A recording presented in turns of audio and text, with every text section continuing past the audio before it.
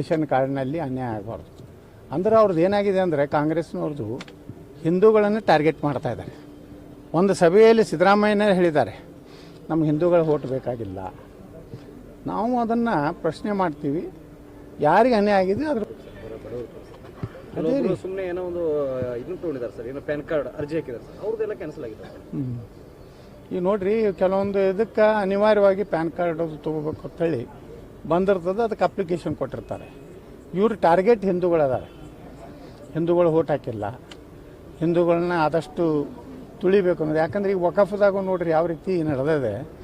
ವಕಫ್ದು ವಿಚಾರದಲ್ಲಿ ಈಗ ಬಡವರ ಹಿಂದೂಗಳು ಏನು ಬಡವರು ಅದಾರ ಅವ್ರನ್ನ ಟಾರ್ಗೆಟ್ ಮಾಡಿದ್ದಾರೆ. ಅದಕ್ಕೆ ಯಾಕಂದ್ರೆ ಅವ್ರಿಗೆ ತಲೆಯಾಗಿದೆ, ಮೊನ್ನೆ ಲೋಕಸಭೆಯಲ್ಲಿ ಹಿಂದೂಗಳು ಭಾಳಷ್ಟು ಓಟ್ ಹಾಕಲಿಲ್ಲತ್ತೆ, ಅವರಿಗೆ ಇಲ್ಲಿ ಕರ್ನಾಟಕದಲ್ಲಿ ಹೆಚ್ಚಿನ ಗೆಲುವು ಸಾಧಿಸಲಿಲ್ಲ. ಅದರ ಒಂದು ದ್ವೇಷ ಸಾಧಿಸಲಿಕ್ಕೆ ಈ ರೀತಿ ಮಾಡ್ತಾ ಇದ್ದಾರೆ. ನಾ ಇಟ್ಟೆ ಮುನಿಯಪ್ಪನವ್ರಿಗೆ ಹೇಳಿಕ್ಕೆ ಬಯಸ್ತಾ ಇದ್ದೀನಿ, ಇದರೊಳಗೆ ಹಿಂದೂಗಳಂದ್ರೆ ದಲಿತರು ಅದಾರೆ, ಅನ್ಯ ಎಲ್ಲ ಯಾರ್ಯಾರು ಬಡವರು ಅದಾರಲ್ಲ, ಬಡತನ ರೇಖೆಗಿಂತ ಕಡಿಮೆ ಸರ್ಕಾರದ ಒಂದು ಏನು ಇದು ಇದೆ, ಅವ್ರಿಗೆಲ್ಲರಿಗೂ ಏನಾರು ಅನ್ಯಾಯ ಆದರೆ ನಾವು ಸುಮ್ಮನೆ ಕುಂಟ್ರೋದಿಲ್ಲ. ವಿಧಾನಸಭೆಯ ಮೊದಲು ನಾವು ಮಾಹಿತಿ ತೊಗೋತಾ ಇದ್ದೀವಿ, ಮಾಡಿ ಪ್ರಶ್ನೆನೂ ನಾನು ಹಾಕ್ತಾ ಇದ್ದೀನಿ.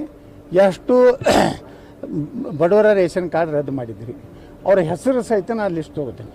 ಆ ಹೆಸರು ಸಹಿತ ಅಂದ್ರೆ ನಮ್ಗೆ ಸಿಕ್ಬಿಡ್ತೈತೆ ಯಾವ ಜನಾಂಗದವ್ರಿಗೆ ಇವ್ರು ಅನ್ಯಾಯ ಮಾಡ್ಲಕತ್ತಾರೆ. ಅದ್ರ ಮ್ಯಾಗೆ ನಾವು ಅನ್ಯಾಯವನ್ನು ಬೆಳಗಾವಿ ಅಧಿವೇಶನದಲ್ಲಿ ಅದನ್ನು ನಾವು ಹೋರಾಟ ಮಾಡ್ತೀವಿ. ಅಧಿವೇಶನದಲ್ಲಿ ವಕ್ಫ್ ವಿರುದ್ಧ ಹೆಂಗಿರುತ್ತೆ ಸರ್ ಹೋರಾಟ? ವಕ್ಫ್ ವಿರುದ್ಧನೂ ನಾವು ನೋಡ್ರಿ, ಈಗ ಬರೆಯೋರು ನೋಟಿಸ್ ವಾಪಸ್ ತೊಗೊಂಡ್ರೆ ಸಮಾಧಾನ ಇಲ್ಲ. ಆ 74 ಏನು ನೋಟಿಫಿಕೇಶನ್ ಆಗ್ಯಾವಲ್ಲ, ಮನಮೋಹನ್ ಸಿಂಗ್ ಅವರಿಗೆ ಏನು ಬದಲಾವಣೆ ಆಗ್ಯಾವಲ್ಲ, ಎಲ್ಲನೂ ರದ್ದಾಗಬೇಕು. ನಾವು ಪ್ರಧಾನಮಂತ್ರಿಗಳಿಗೆ ಅದೇ ವಿನಂತಿ ಮಾಡ್ಕೊಂಡಿವಿ, ಈ ದೇಶದಿಂದ ಈ ಒಂದು ಅತ್ಯಂತ ಕರಾಳ ವಕಫ್ ಕಾನೂನನ್ನು ವಾಪಸ್ ತಗೋಬೇಕು.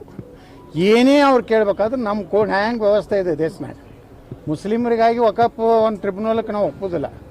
ಈ ದೇಶನಾಗ ಅವ್ರು ಇರಬೇಕಂದ್ರೆ ಅವ್ರಿಗೆ ನ್ಯಾಯ ಮತ್ತು ಕಾನೂನು ಬೇಕಂದ್ರೆ ನಮ್ಮ ದೇಶದ ಕಾನೂನು ನ್ಯಾಯವನ್ನೇ ಅವ್ರಿಗೆ ಇದು ಮಾಡಬೇಕು. ಅದನ್ನು ನಾವು ಚರ್ಚೆ ಮಾಡ್ತೀವಿ. ಅದಕ್ಕೇ ನಾವು ಎಲ್ಲ ಕಡೆ ರಾಜ್ಯಾದ್ಯಂತ ಪ್ರವಾಸ ಮಾಡಿ ಯಾವ ರೀತಿ ನಮ್ಮ ರೈತರಿಗೆ, ಮಠ ಮಂದಿರಗಳಿಗೆ, ಸರ್ಕಾರಿ ಜಮೀನುಗಳು ಅದನ್ನೇನು ಅವರು ನುಂಗ್ಯಾರಲ್ಲ, ಅಲ್ಲೇನು ವಕಫ್ ಅಂತೇಳಿ ವಿದೌಟ್ ನೋಟಿಸ್ ಏನು ಇಲ್ಲಿವರೆಗೆ ಸೇರಿಸ್ಯಾರಲ್ಲ, ಅದನ್ನೆಲ್ಲನೂ ಪೂರ್ತಿ ಮಾಹಿತಿ ತೊಗೊಂಡು ಸದನದಲ್ಲಿ ಚರ್ಚೆ ಮಾಡ್ತೀವಿ. ಮತ್ತು ನಾವು ದಿಲ್ಲಿಗೆ ಒಂದು ನಿಯೋಗ ತೊಗೊಂಡು ಹೋಗ್ತಾ ಇದ್ದೀವಿ. ಇನ್ನೇನು ಜಾಯಿಂಟ್ ಪಾರ್ಲಿಮೆಂಟರಿ ಕಮಿಟಿಯವರಿಗೆ ಮತ್ತೇನೇನು ನಮಗೆ ಮೊನ್ನೆ ಬಂದಾಗೆಲ್ಲ ಕೊಟ್ಟಿದ್ದೀವಿ. ಅದ್ರ ಜೊತೆ ಇನ್ನೂ ಏನೇನೋ ಅನಾಹುತ ಆಗಿದೆ, ಯಾವ ರೀತಿ ಅವರು ತೊಂದರೆ ಮಾಡ್ತಾ ಇದ್ದಾರೆ ಅನ್ನೋದ್ರ ಬಗ್ಗೆ ಅದು ತಿದ್ದುಪಡಿ 42 ಇದೆ. ನಾವು ಹೇಳ್ತಾ ಇರೋದು, ಫಸ್ಟ್ ನಮ್ಮ ಡಿಮಾಂಡ್ ಮೊದಲು ಟ್ರಿಬ್ಯುನಲ್ ಹೋಗ್ಬೇಕು.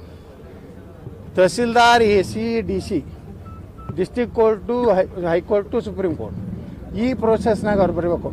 ಅವ್ರದ್ದೇ ಕೋರ್ಟು, ಅವರೇ ನ್ಯಾಯ ಕೊಡೋದು, ಕಳ್ಳರ ಕೈಯಾಗಿ ಹೋಗಿ ನಾವು ನ್ಯಾಯ ಪಡೆದಂಗೆ ಆಗ್ತೈತೆ. ಅದಕ್ಕೆ ನಮ್ಮ ಡಿಮಾಂಡ್ ಇರೋದೇ ಟ್ರಿಬ್ಯುನಲ್ ಮೊದಲು ಇದು ಆಗಬೇಕದು. ಸರ್, ಇದು ಹೋರಾಟ ಅಧಿವೇಶನಕ್ಕಿಂತ ಮುಂಚೆನ ಅಥವಾ ನಂತರ ಅಂತ ಸರ್? ಇಲ್ಲಿ ಈಗಂತರೂ ನಾವು ಪ್ರಾರಂಭ ಮಾಡ್ತೀವಿ 25ನೇ ತಾರೀಕಿನಿಂದ. ಮುಂದೆ ಅದು ನಾವು ನಿರಂತರ ಈ ಒಂದು ಅಮೆಂಡ್ಮೆಂಟ್ ಮಾಡಿದ ಮ್ಯಾಗೂ ಅದನ್ನು ಪೂರ್ತಿ ಸತ್ತು ಹೊಡೆಯುತ್ತಾನೆ ಬಿಡೋದಿಲ್ಲ ವಕಫ್. ಈಗ ಸ್ಟಾರ್ಟ್ ಮಾಡಿವಿ. ಮೊದಲೇದು 42 ಆಪ್ರೇಷನ್ ಮಾಡಕತ್ತಾರೆ ನಮ್ಮ ಮೋದಿಯವರು. ಆ 42 ಆಪ್ರೇಷನ್ದಾಗೂ ಜೀವಂತ ಉಳಿದಿಲ್ಲ. ಉಳಿದ್ರೂ ಕಡೆಗೆ ಅದಕ್ಕೇನಾದರೂ ಒಂದು ಇಂಜೆಕ್ಷನ್ ಕೊಟ್ಟು ಸತ್ತು ಹೊಡಿತೀವಿ.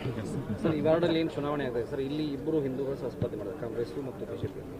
ಇಲ್ಲಿ ಹಿಂದೂಗಳ ಓಟನ್ನು ಡಿವೈಡ್ ಮಾಡಿ ಒಂದು ಅಭ್ಯರ್ಥಿ ಗೆಲ್ಲಬೇಕು ಅನ್ನೋದು ಏನೋ ಪ್ಲಾನ್ ನಡೆದಿದೆ ಕಾಂಗ್ರೆಸ್. ಇಲ್ಲಿ ಮುಸ್ಲಿಂ ಅಭ್ಯರ್ಥಿನೇ ಇಲ್ಲಲ್ಲ, ಇಲ್ಲಿ ಇಲ್ಲೇ ಇಲ್ಲ, ಎಲ್ಲ ತಗೊಂಡು ಬಿಟ್ಟಾರೆ. ಮುಸ್ಲಿಮ್ರು ಏನು ಬಂದಾಗ ಅವ್ರೇನು ಕಾಂಗ್ರೆಸ್ಗೂ ಹಾಕೋದಿಲ್ಲ. ಯಾಕೆ ಹಾಕೋದಿಲ್ಲ ಅಂದ್ರೆ ಅವನು ಹಿಂದಕ್ಕೊಮ್ಮೆ BJP ಅವನಿದ್ದ.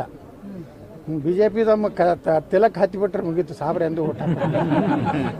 Thank you. If you like this video, ಬೇಗ ಲೈಕ್ ಮಾಡಿ, ಶೇರ್ ಮಾಡಿ, ಕಮೆಂಟ್ ಮಾಡಿ ಹಾಗೂ N24 ಕನ್ನಡ ನ್ಯೂಸ್ ಟಿವಿಯನ್ನು